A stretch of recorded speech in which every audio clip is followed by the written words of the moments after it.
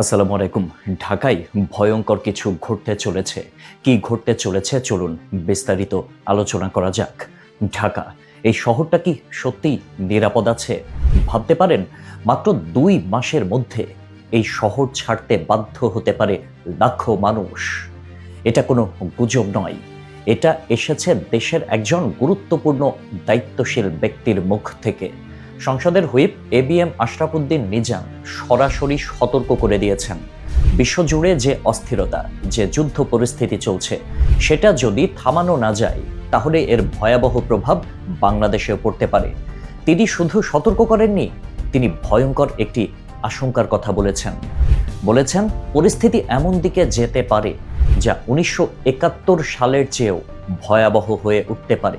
ভাবুন তো, একটা দেশ, একটা রাজধানী যেখানে মানুষ নিরাপত্তার জন্য নিজ শহর ছেড়ে পালাতে বাধ্য হয়।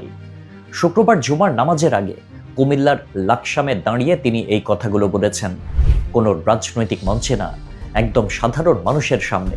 এটা কি শুধু একটা বক্তব্য, নাকি এটা একটা আগাম সংকেত? বিশ্বের যুদ্ধ, অস্থিরতা, এসব কি ধীরে ধীরে আমাদের দরজায় ঠকঠকানি করছে?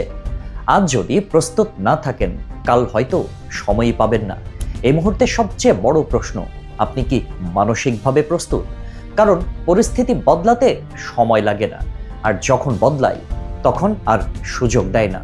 কারণ ইতিহাস আমাদের একটা জিনিস খুব স্পষ্টভাবে শিখিয়েছে, বিপদ কখনো বলে কয়ে আসে না। সবকিছু স্বাভাবিক মনে হলেও ভেতরে ভেতরে এমন কিছু তৈরি হতে থাকে যা একসময় বিস্ফোরণের মতো সামনে আসে। আর তখন মানুষ শুধু একটা কথাই বলে, আমরা বুঝতে পারিনি। আজকের এই সতর্ক বার্তাটাও কি ঠিক সেরকম কিছু? ঢাকার মানুষ এখনো ব্যস্ত, কেউ অফিসে যাচ্ছে, কেউ ব্যবসা করছে, কেউ স্বপ্ন গড়ছে।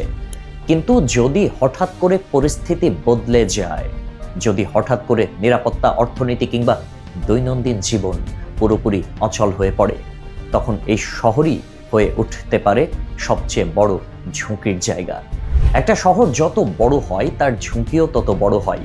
বিদ্যুৎ, খাদ্য, জ্বালানি, যোগাযোগ, এই 4টা জিনিসের যে কোনো একটাই বড় ধাক্কা লাগলেই একটা শহর থমকে যেতে পারে। আর যদি একসাথে একাধিক সংকট আসে, তখন সেই শহর আর শহর থাকে না, হয়ে যায় বেঁচে থাকার রণক্ষেত্র। আপনি কি কখনো ভেবেছেন, যদি হঠাৎ করে বাজারে খাবার কমে যায়, যদি জ্বালানির সংকট তৈরি হয়, যদি ইন্টারনেট বা যোগাযোগ ব্যবস্থায় বড় ধরনের সমস্যা দেখা দেয়? এই প্রশ্নগুলো এখন আর সিনেমার গল্প না, বাস্তবতার অংশ হয়ে উঠছে ধীরে ধীরে। বিশ্বজুড়ে এখন যে অস্থিরতা চলছে, সেটা শুধু বড় দেশগুলোর মধ্যে সীমাবদ্ধ নেই। এর প্রভাব ধীরে ধীরে ছড়িয়ে পড়ে অর্থনীতিতে, রাজনীতিতে, এমনকি মানুষের দৈনন্দিন জীবনেও। আর বাংলাদেশ সেই বৈশ্বিক ব্যবস্থার বাইরে না। ঢাকা শহর, যেটা দেশের হৃৎপিণ্ড, যদি কোনোভাবে চাপের মুখে পড়ে, তাহলে সেই চাপ পুরো দেশে ছড়িয়ে পড়বে। তাই যখন একজন দায়িত্বশীল ব্যক্তি বলেন মানসিকভাবে প্রস্তুত থাকুন, তখন সেটা অবহেলা করার সুযোগ নেই। কারণ প্রস্তুতি মানে শুধু ভয় পাওয়া নয়, প্রস্তুতি মানে সচেতন হওয়া। আপনি কি জানেন আপনার আশেপাশের নিরাপদ জায়গা কোথায়? আপনার পরিবারকে নিয়ে জরুরি পরিস্থিতিতে কি করবেন, সেটা কি আগে থেকে ভেবে রেখেছেন? হঠাৎ করে পরিস্থিতি খারাপ হলে আপনার প্ল্যান কি? এই প্রশ্নগুলোর উত্তর অনেকের কাছেই নেই, আর সেখানেই সবচেয়ে বড় ঝুঁকি। কারণ বিপদ যখন আসে তখন চিন্তা করার সময় দেয় না, সিদ্ধান্ত নিতে হয় মুহূর্তের মধ্যে। আজকে আপনি যদি বিষয়টাকে হালকাভাবে নেন, কাল সেটা আপনার জন্যই বড় বাস্তবতা হয়ে দাঁড়াতে পারে। অনেকে বলবে এগুলো অতি রঞ্জিত কথা, এমন কিচ্ছু হবে না। কিন্তু ইতিহাস বলে, সবচেয়ে বড় বিপর্যয়ের আগেও মানুষ এমনটাই ভাবত। তাই ভয় পাওয়ার জন্য না, সচেতন হওয়ার জন্যই এই কথাগুলো বলা দরকার। কারণ একটা জাতি তখনই টিকে থাকে যখন তারা আগাম সংকেত বুঝতে পারে। আজকের এই বার্তাটা হলো সেই সংকেতগুলোর একটা। এখন সিদ্ধান্ত আপনার, আপনি এটাকে এড়িয়ে যাবেন নাকি গুরুত্ব দিয়ে ভাববেন। কারণ সময় এখনো আছে, কিন্তু সময় সব সময় থাকে না।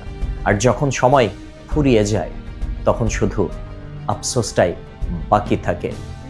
আল্লাহ হাফেজ।